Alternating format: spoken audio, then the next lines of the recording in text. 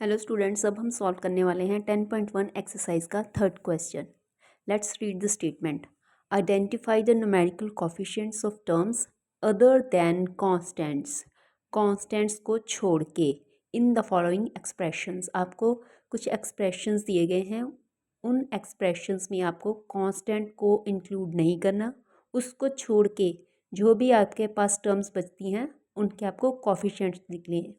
तो सबसे पहले हमारे पास एक्सप्रेशन है 5-3t²। तो इसमें ये तो कांस्टेंट हो गया, इसको हम नहीं लेंगे। टर्म हमारे पास है -3t²। ये हो गई हमारे पास टर्म। अब कॉफिशिएंट क्या होता है? जो उस टर्म के आगे नंबर लगा होता है, न्यूमरल होता है। ठीक है, यहाँ पे न्यूमरल है हमारे पास -3। This is coefficient of t²। Next we have 1 + t + t² + t³ यहाँ पे 1 कांस्टेंट हो गया, इसको छोड़ दिया। हमारे पास पहले टर्म्स हैं, एक t है, एक t² है और t³ है।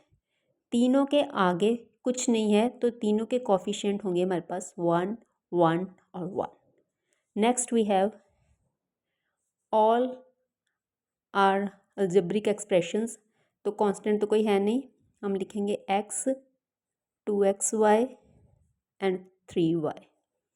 तो कोफिशिएंट इसका कुछ नहीं है, it will be 1। X y के आगे न्यूमरल है 2, y के आगे न्यूमरल है 3। Next we have 100m and 1000m। दोनों के आगे हमारे पास नंबर्स हैं, न्यूमरल्स हैं। इसके आगे 100 और इसके आगे 1000। Next we have -p² q² और 7pq।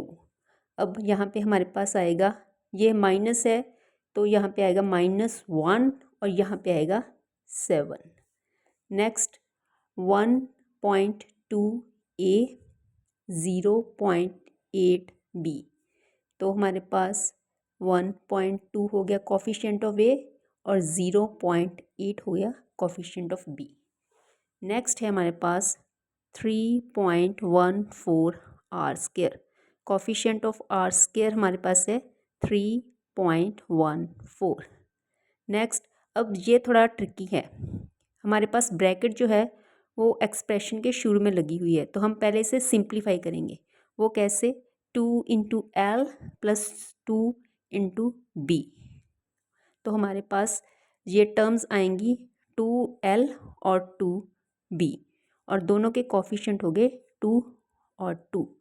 And in the last we have 0.1y and 0.01y²। तो कोफिशिएंट ऑफ y है हमारे पास 0.1, coefficient of y² 0.01। This is how we will solve question number 3। Next है हमारे पास fourth question. Identify terms which contain x, जिनमें हमारे पास x होगा, and give coefficients of x। सिर्फ वही टर्म्स लेनी है जिसमें आपके पास x होगा। ठीक है, एक्सप्रेशंस हमारे पास ये हैं। तो फर्स्ट है हमारे पास x यहाँ पे लगा है, तो हमारे पास टर्म होगी y² x। तो कोफिशिएंट ऑफ x हम उसे नहीं लिखेंगे, x को नहीं लिखेंगे, उसके आगे जो टर्म है वो लिखेंगे, it is y²। Next, coefficient of x ये यहाँ पे है x, क्योंकि यहाँ पे तो सिर्फ y² है, तो हम पूरा लिखेंगे -8yx। ये टर्म हो गई, और कोफिशिएंट होगा हमारे पास x को छोड़ के -8y। और इस एक्सप्रेशन में हमारे पास ये x है, x इसके आगे कोई नंबर नहीं है, तो इट विल बी 1। यहाँ पे zx, इट इज़ zx, और coefficient of x will be z। यहाँ पे अब हमारे पास देखिए, ये भी x का टर्म है और ये भी x की टर्म है, तो यहाँ पे हम लिखेंगे एक x और एक xy। और यहाँ पे x का कोफिशिएंट हो गया हमारे पास 1, यहाँ पे x का कोफिशिएंट होगा y। और नेक्स्ट एक्सप्रेशन में हमारे पास 12xy²। तो कोफिशिएंट ऑफ x, x को छोड़ देंगे, हमारे पास क्या बचा? 12 वाई स्केयर। यहाँ पे फिर हमारे पास दो टर्म्स आ गई, 7 के साथ भी x है और वाई स्केयर के साथ भी x है, तो हम ये दोनों लिखेंगे 7x और x वाई स्केयर। तो यहाँ पे कॉफिशेंट ऑफ x हो गया 7, यहाँ पे x को छोड़ देंगे, कॉफिशेंट हो गया y square. Next question, fourth question का ही बी पार्ट है हमारे पास। Identify terms which contain y square, पिछले में था x कंटेन, यहाँ पे है y square, and give coefficients of y square. अब हमारे पास ये रहा एक्सप्रेशन, यहाँ पे वाई स्केयर जो है वो एक ही टर्म है x y square. Y square का कॉफिशेंट क्या होगा हमारे पास x, यहाँ पे वाई स्केयर वाली टर्म ये है, it is 5 y square, coefficient हो गया हमारे पास 5। और लास्ट एक्सप्रेशन में अब हमारे पास क्या है, वाई स्केयर, ये इसमें तो वाई सिंगल है, यहाँ पे वाई स्केयर है 15x वाई स्केयर, और लास्ट में आपके पास है 7 वाई स्केयर। ये मैंने प्लस साइन डाल दिया, ये वैसे ज़रूरी नहीं होता।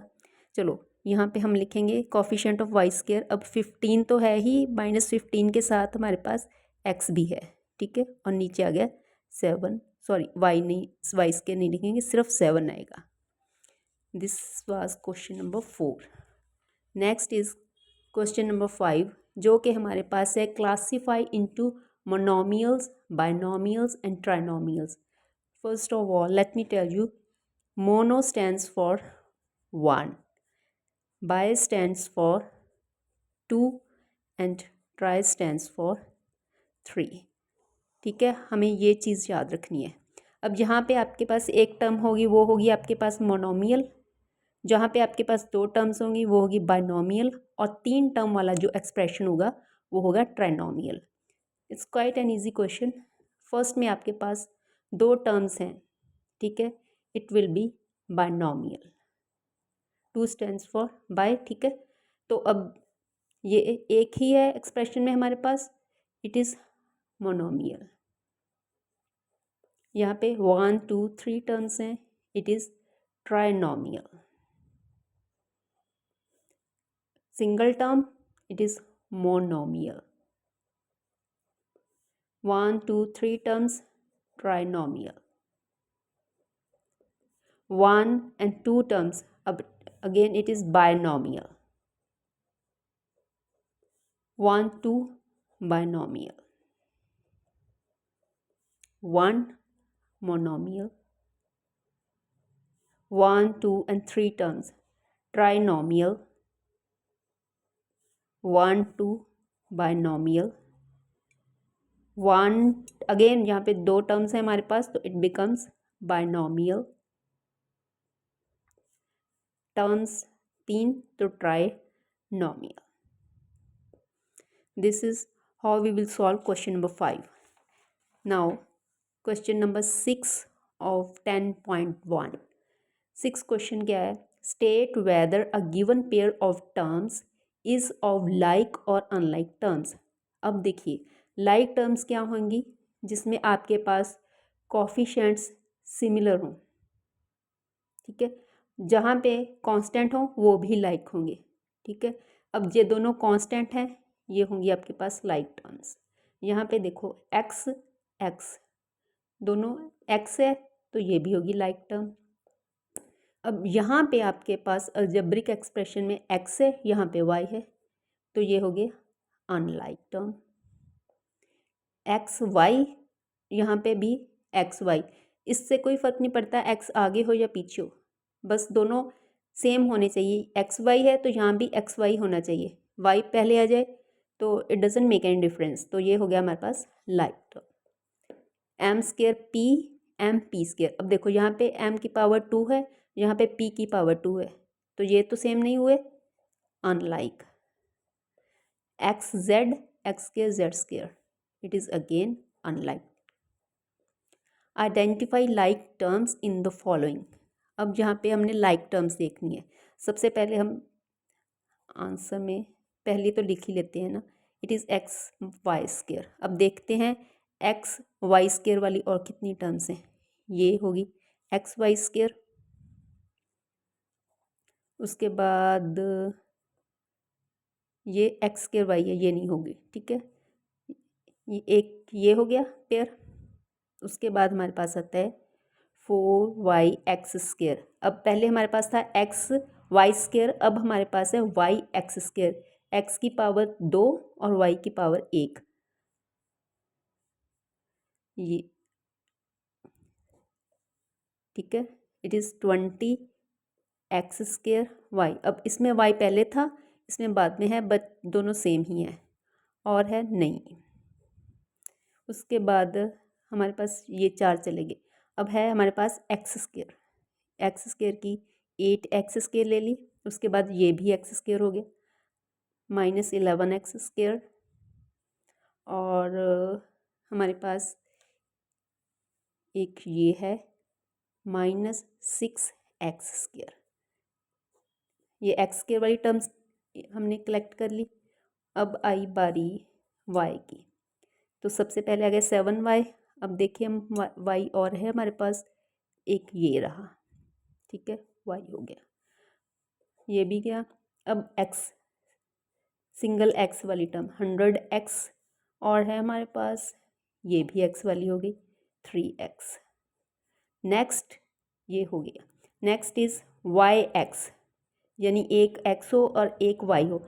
इसका कोई फ़र्क नहीं पड़ता कि आप पहले x लिखो या बाद में लिखो, ये पहले y है और यहाँ पे बाद में है, तो ये दोनों भी सिमिलर हो गई, ठीक है। All terms are paired up, ठीक। नेक्स्ट, अब यहाँ पे भी हमें वैसे ही करना है। पहले हम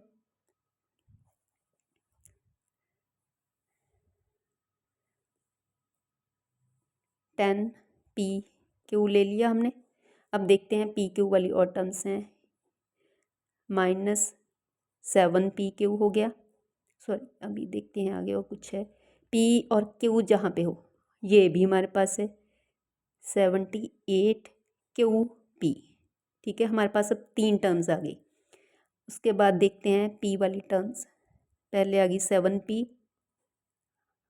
और आगे p वाली कोई टर्म देखो, सिंगल p हो यहाँ पे, it is single p, 2405p, बस 2 ही टर्म्स है। अब आ गई q वाली टर्म्स। q वाली टर्म्स में हमारे पास है 8q हो गया, उसके बाद ये भी 100q और कोई भी नहीं है। अब आ गई p² और q², जहाँ पे दोनों की पावर 2 हो, ये भी होगी p² और q², दोनों की पावर 2 है और नहीं है कोई भी। उसके बाद ये कांस्टेंट है, एक कांस्टेंट टर्म होगी और कोई कांस्टेंट टर्म देखो, ये 41, ये भी कांस्टेंट हो गई। Next we have -5p²। अब p की पावर आपके पास 2 है, आपको एक्सप्रेशन में देखना है कि कहाँ पे आपको p की पावर 2 मिल रही है। ये तो सारे हो गए, ये है 701p²। एंड लास्ट में हमारे पास बचा एक 13p²q, और यहाँ पे भी हमारे पास p²q है, तो अब ये दोनों पेयर अप हो गए। That's how we will solve 10.1 exercise.